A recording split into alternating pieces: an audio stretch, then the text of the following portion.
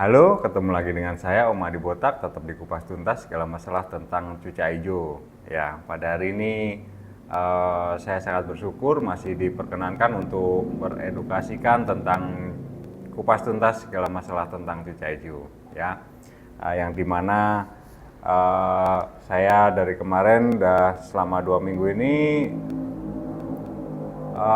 sakit ya, sakit sehingga tidak bisa ini beredukasikan tentang cuaca hijau. Saya kemarin sakit gejala tipes ya, sama ini asam lambung naik. Jadi ya harus istirahat total ya, sehingga ya sebelumnya mohon maaf sama komunitas CH Power ya, Set BP Lover dan saudara-saudaraku semua. Saya mohon maaf banyak pertanyaan-pertanyaan yang mungkin nggak dijawab karena adanya saya lagi sakit kemarin ya. Dan sekarang saya bersyukur saya udah diberi kesembuhan, udah sehat, dan saya akan beredukasi lagi. Nah, tentunya ini berkat semua ya, saudara-saudaraku semuanya, Set BP Lover yang sangat mendukung, supportnya yang sungguh luar biasa, yang membuat saya selalu semangat untuk tetap mengedukasikan Set BP ya, yang dimana Set BP ini saya yang telah saya ini ya pelajari dan saya praktekkan secara langsung ya, itu melalui proses yang sangat panjang ya, yang sehingga menghasilkan set bentuk power itu membuat untuk yang dimana set bentuk power ini sangatlah banyak yang merasakan hasilnya ya gitu. Dan tidak seiring juga karena sangat banyaknya yang berhasil dengan set bentuk power, banyak lah ya dari mungkin yang menjiplak lah ya, menjiplak konten-konten itu yang mungkin tidak melalui proses yang prakteknya nggak ada, tapi hanya menyontoh aja gitu. Kalau menyontoh aja ini sebetulnya mudah aja sih untuk edukasi kayak gitu, dengan hanya menyontoh dari konten-konten orang kayak gitu tuh sebenarnya mudah. Cuma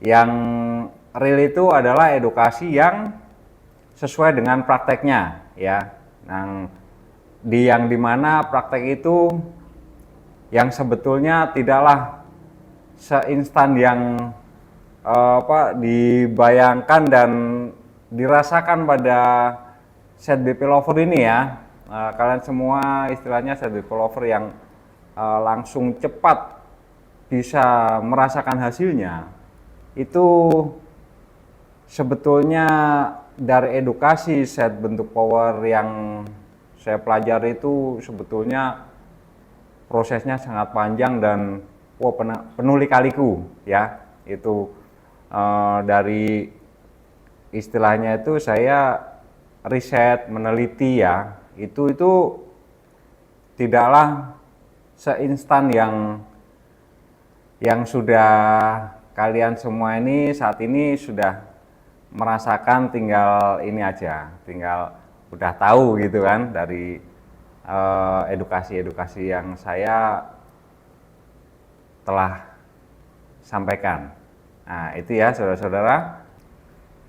Nah itulah ya, intinya itu saya bersyukur sampai saat ini saya masih diperkenankan untuk mengedukasikan karena dorongan dari semangat saudara-saudara Set BP Lover yang sungguh luar biasa. Dan saya akan mencurahkan semua pengetahuan saya dari set bentuk power ini. Saya akan berikan semuanya yang saya tahu dan saya sudah praktekkan ya. Kali ini saya akan mengedukasikan tentang ini ya, ada pertanyaan yang Banyak sekali nih pertanyaan ini. Burungnya itu sudah digantang trogbull tapi tidak keluar materi ya. Nah itu dimana burung yang digantang itu udah jalan ngentrok jambul tapi tidak mengeluarkan materi itu, burung tersebut itu belum ini ya. Burung yang digantang trogbull tapi belum mengeluarkan materi itu ada beberapa faktor ya. Faktor-faktornya itu di mana burung tersebut yang kalau dia ngentrok jambul itu sudah pasti mengeluarkan tenaga ya. Dan tenaga tersebut harus balance dengan materi yang dia punya. Biasanya kayak gini, dengan adanya tenaga itu burung akan mengeluarkan istilahnya itu nyepit ya, keluarkan materi itu dengan nyepit, dia berbunyinya itu rapat gitu, dengan adanya menekan lah ya, ada tekanan kayak gitu, tekanan dari diri dia gitu kan, dari tingkat emosinya itu yang dia keluarkan, yang dinamakan itu namanya nyepit gitu ya, nyepit dengan tekanan yang bunyi yang dengan istilahnya paruhnya itu kelihatan nyepit rapat ya, dengan emosi dia yang muncul sehingga mengeluarkan bentuk dengan trecetan atau apa gitu ya, itu neken lah ya gitu, berbunyi neken itu akan menghasilkan sebuah materi, itulah yang dinamakan materi ya, materi. Jadi dulu itu istilahnya burung saya dibilang materi lagu, istilahnya isian ya, isiannya itu nggak ada dulu, tapi kok bisa juara gitu kan, karena dengan adanya power yang besar, sebetulnya semua cucak hijau itu udah punya dasar istilahnya itu merecet ya. Merecet itu dia adalah merecetnya yang bagus ya kan, istilahnya itu kasar, tajam, kasar kayak gitu kan. Itu semua sebenarnya cucak hijau itu udah punya dasar tersebut, tapi dari cucak hijau ini harus ada kategori katurangganya ya. Katurangga dari bentuk ya kan, bentuk harus udah masuk dulu nih bentuknya ya kan, seperti apa gitu kan. Ada berapa bentuk yang katurangga yang cucak hijau yang bagus ya. Terus dari segi 3 gaya burung ya kan, gaya tarungnya kayak gimana gitu kan, ada kayak 3 gaya tarung dan 3 gaya bunyi burung gitu kan. Jadi 3 gaya tarung dan 3 gaya bunyi burung itu sangat penting sekali ya.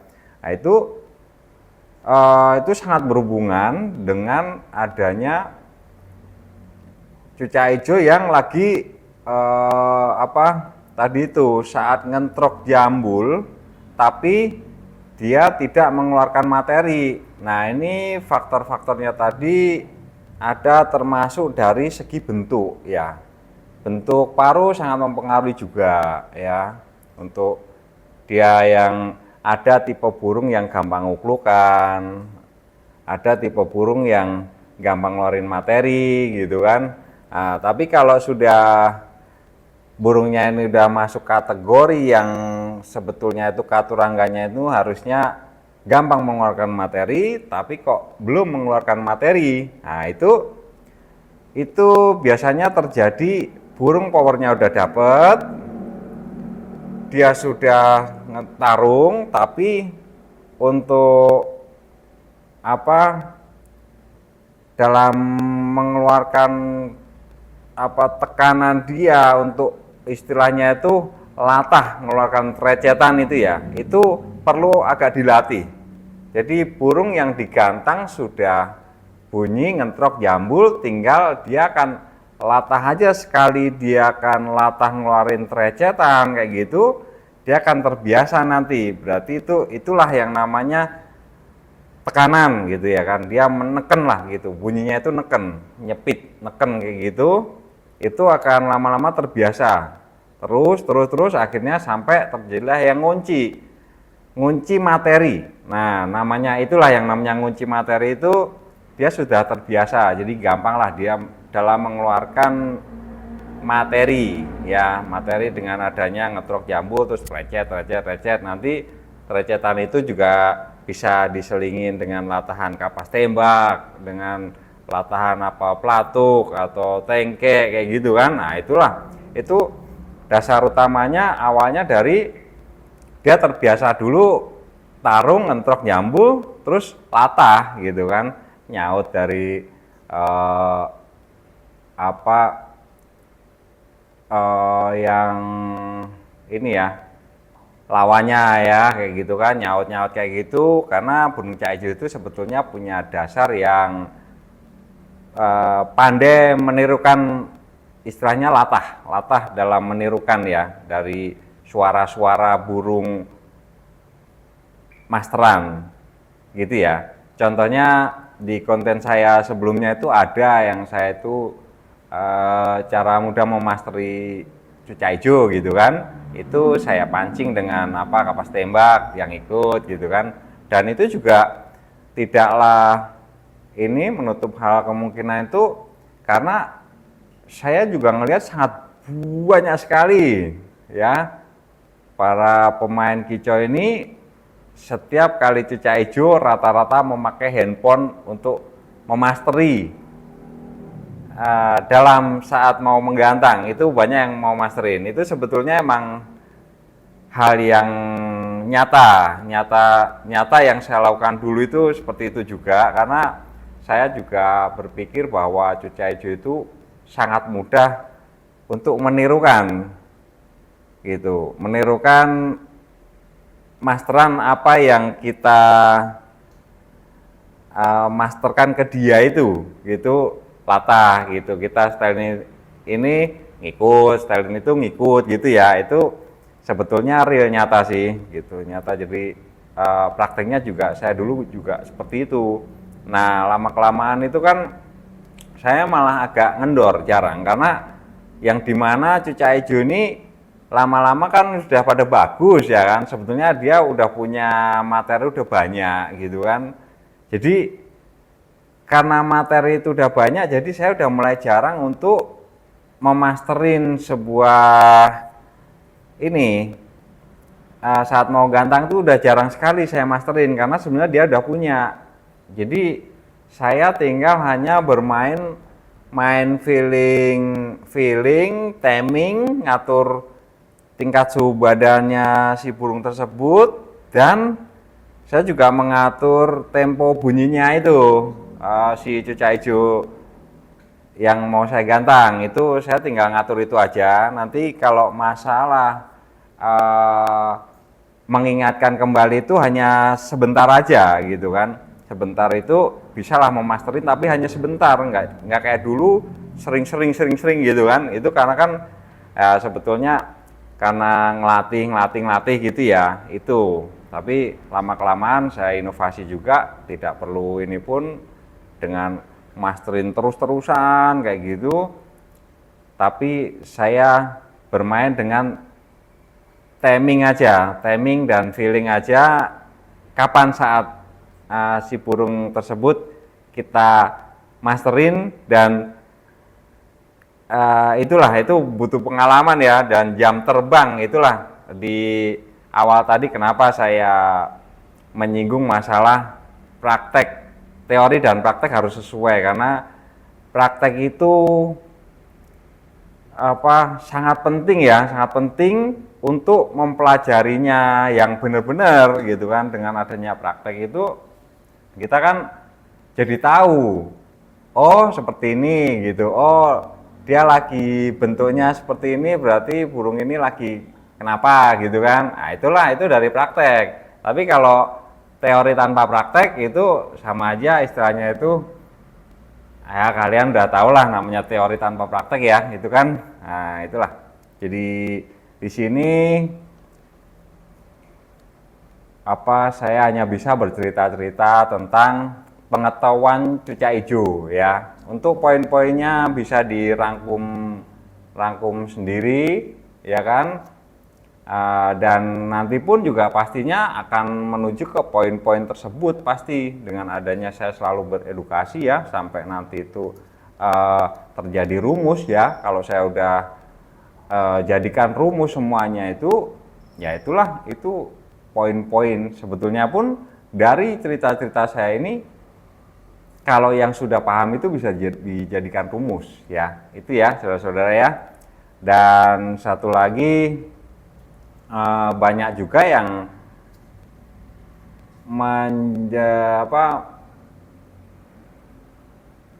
menanyakan itu tentang, berasumsi tentang burung yang galak yang lagi ekornya naik-naik kayak lumba-lumba. Nah itu ya, itu banyak yang salah mengartikan. Yang nggak tahu itu bilangnya selalu bilang aja rusak gitu kan, sebetulnya enggak gitu kan.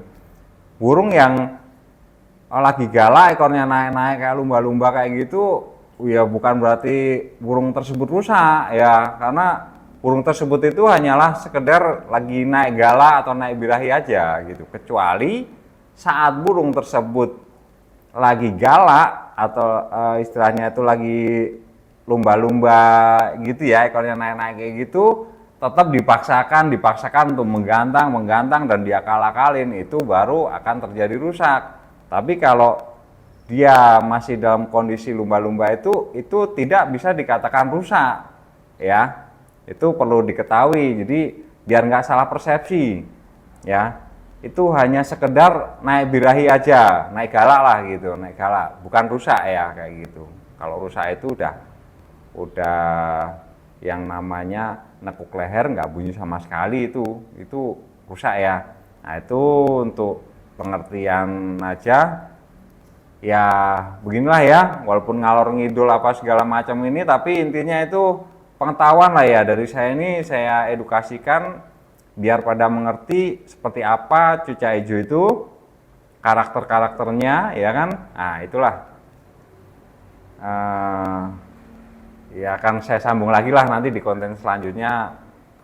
Dan saya terima kasih juga pada ZDP Lover dan saudara-saudara semuanya yang dimana selalu support, mendukung, dan sampai seluruh pelosok negeri, sampai luar-luar kota, luar-luar pulau ya, itu sungguh luar biasa ya. ZDP tetap wani ya, terus saya akan edukasi terus sampai benar-benar pada paham, sampai menjadikan itu rumus ya.